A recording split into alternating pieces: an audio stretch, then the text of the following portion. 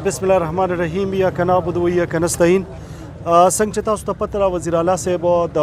خان صاحب د رهایی د پاره د یو تحریک اعلان کړو چې باقاعده ممبرشپ زمونږ په تحصیل رستم او په پی کې 55 کې شروع شو. کم ټارګټ چې مونږ ته ملاو شوی دی نو هغه ان شاء الله تعالی مونږ په 2 ورځې کې برابرو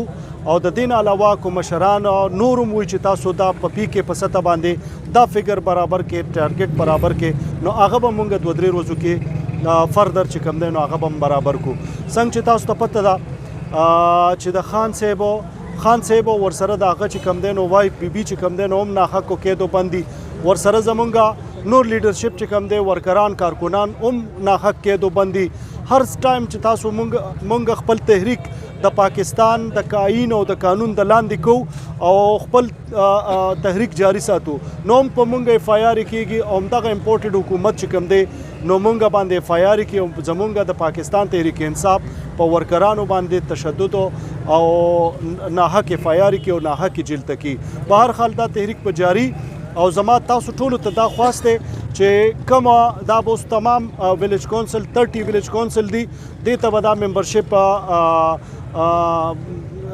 ممبرشپ د کارت تاسو ته ملاویږي هلته تاسو ممبرشپ کیږي پراپر نو تاسو ته خواسته چې دا ممبرشپو کې د خان صاحب د رهایی دپاره او هغه کس چې بیا تاسو ته میسج راځي د سنټرل سیکریټریټ نه یا د پېښور سیکریټریټ نه زمونږ تاسو ته میسج راځي چې تاسو ریډي یې او د دین علاوه به زه دا هم وایم چې د پی کې 55 څومره د پاکستان تحریک انصاف کارکنان دي ورکران دي دی په هر موقع باندې د ټول ضلع مردان نه زیات پارټیسیپیشن کړی دی او ان شاء الله تعالی پر روان وخت کې به مو د ټولو نه زیات پارټیسیپیشن چې کوم دی نو په پی کې 55 ورکران کې ان شاء الله تعالی سره زمونږ به ان شاء الله د ورځ نیمه کې میټینګ او وزیر اعلی صاحب به چیر کی او جنید اکبر خان زمونږ صوبایي صدر ان شاء الله تعالی اغي بزر تر زره د جلسې کال ورکی کله چې دا کال اغي ورکو فائنل شو نو تاسو ټول ته خواسته چې په دې کې با په دې جلسه کې با بھرپور شرکت کوي. خوشاله او آباد اوسئ.